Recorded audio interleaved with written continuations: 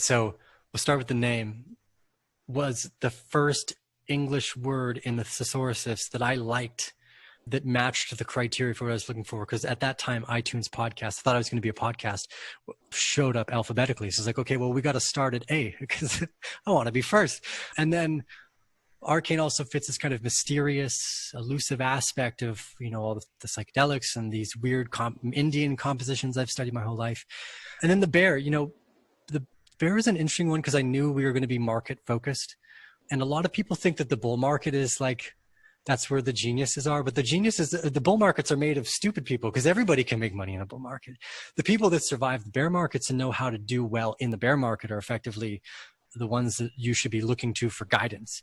And the bear in like native Canadian totem represent family oriented, community oriented. They were like pretty like they were like roamers. They had, they're eating a little bit of berries here, a little bit of salmon there.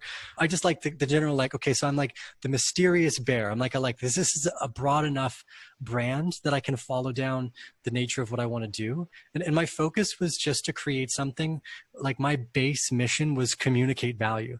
That was the only core concept I had. There's a few pieces I've been working on in the background where I knew that from the very, very beginning that I wanted to do basically like cause or impact marketing.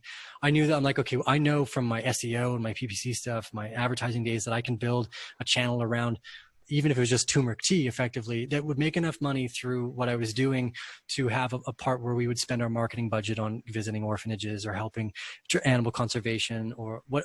I just was interested in making my marketing plan. That was like our marketing plan, effectively. What about the trading aspect of that? Well, so the trading aspect came in, it wasn't so much trading in the beginning so much as it was market analysis. So even today, I try not to let people, I tell people it's more valuable to know where you are in the market than to be in the market a lot of the time. I don't want to teach people how to trade so much as I want them to recognize where they are in the market cycle so that they can be more effective if they want to trade or invest or whatever it might be. Because one of the hardest things, because part of that dilemma came from, okay, I bought it $1,000 and it comes down to 600, 400, 300, 200, and it was at $200 for like 3 years. It was an enormous accumulation period. And so what we try to do with the trading aspect, and this was kind of an epiphany I've had recently, which is to recognize the importance of human nature in the markets. So the reason ArcaneBear was never meant to be as like a focused trading channel. It's just what people wanted. That's what they wanted. So I'm like, okay, well, I'll share with you guys just mostly that, because I make videos about make videos about turmeric tea and how healthy turmeric tea is, and it's got like 4,000 or 5,000 views. I got videos about me flying in business class and eating the satay, which has got like 20,000 views. So the channel was just supposed to be like me doing random things, and then people were like, oh, whoa, show us where we are in the markets. Like, this is what's valuable to us about what you're communicating right now. So I started to lean into that because that's what they wanted. I'm like, oh, okay, great. Everyone wants to know more about this particular topic, which is a lot of people probably come to it from like, oh, I want to make money in the markets. Like, how do I make more money? That's probably their like initial reaction. But this idea of knowing where you are in the markets being more valuable than being in the market, except for at the very start of a bull market. Right now, you should just be in the market. Who cares where we are? We're at the start of a bull market. But that aspect I got, it focused more and more as people told me what they wanted from each episode, effectively. So then it became, I started to focus in on, okay, well, what's the most valuable aspects of what I've learned? Because, I don't talk about it much, but I was always interested in finding, like, I knew consciousness was everywhere. I'm like, I bet you we can find consciousness in the markets. And I think I found it this year. The pandemic was consciousness in the markets. And the day the pandemic started on the 11th of March is the day that the bull market started. And the reason that is and this is what's most difficult about that market sentiment, market analysis, trading, investing, whatever you want to call it, is that the most difficult thing to do during a pandemic when you should be worried about your family and like, are you going to make ends meet for the next 6 to 12 months, is you should be spending money on depressed assets, especially now that there's high frequency trading and bots involved and all this stuff, because they eat the markets up fast.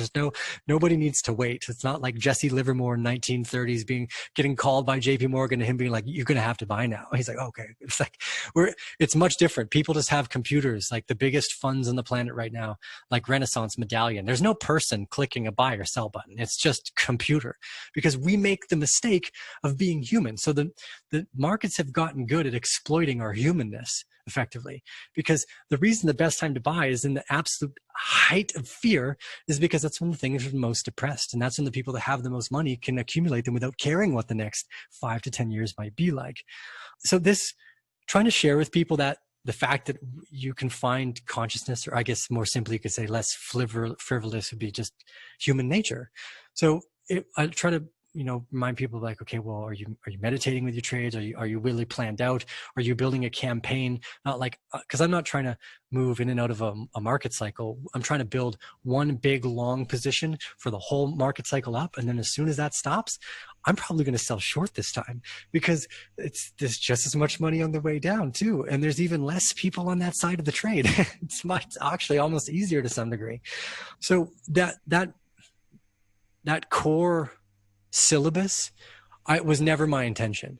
My intention with ArcaneBear was like, if you look at the early days of the podcast, I had Bruce Lipton on the show, Thomas Campbell. He's a theoretical and practical physicist, worked at NASA, the Department of Defense. I had a bunch of weirdos on the show who were interested in science and stuff. Like, there was no real direction. So because of that, in the early days, I'm talking about Bitcoin, pineapples, and it evolved into this kind of refined community where it's people that have a lot of things in common, like people that like mushrooms and people that like turmeric tea, but the focus is where are we in the markets, and more so I think venture capital, because that's where my interest is in venture capital. Like even with being in the market cycle, it helps with venture capital, because you can know when the rest of everything else is going to be doing well too.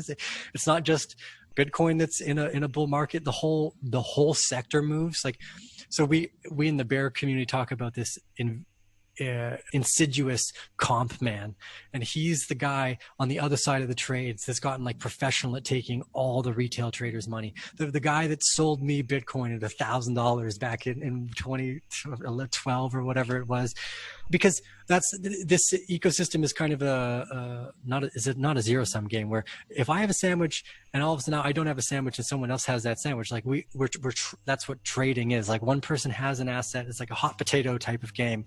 It's not like a win-win situation for both parties. It's not like, oh yeah, nice, we both own Bitcoin now because I bought it from you. So there's an aspect to recognizing this kind of insidious character who's perfected over hundreds of years to take your money away from you. And not only that, he hasn't changed at all.